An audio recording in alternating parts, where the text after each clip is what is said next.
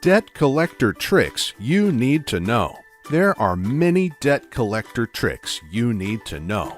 At least if you decided to forego the services of a debt professional. You have to know them to be able to survive the intimidation game. If you wish to communicate with debt collectors on your own, you should understand where they are coming from. First of all, there is nothing personal about this. It is not always your fault.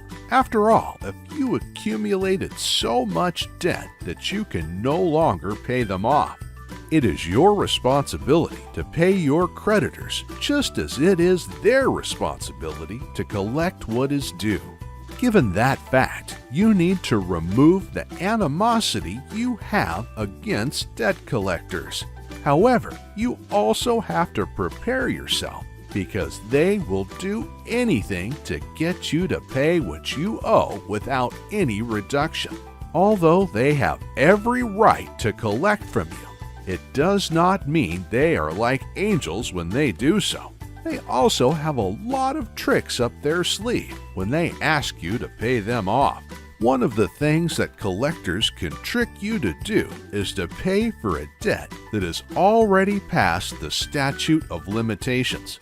In every state, there is a corresponding statute of limitation, wherein any debt that is uncollected after that period can no longer be collected or be the cause for a lawsuit.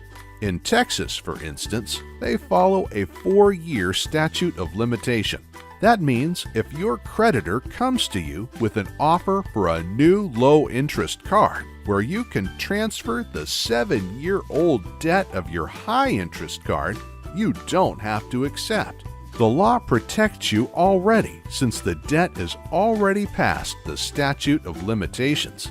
The collector has no right to collect on that debt anymore. But if you did not know about this law, then you might think that the low-interest card is a good offer and you can finally be rid of the old debt. The truth is, you don't have to do that anymore. Some collectors will still send you an offer anyway in hopes that you do not know this law. If you accept and make another payment on an old debt, that will start another 4-year statute of limitation. The only way you can protect yourself from these tricky collectors is to know your rights. Read about the Fair Debt Collection Practices Act, or the FDCPA, to identify the good and bad collection practices as dictated by the law.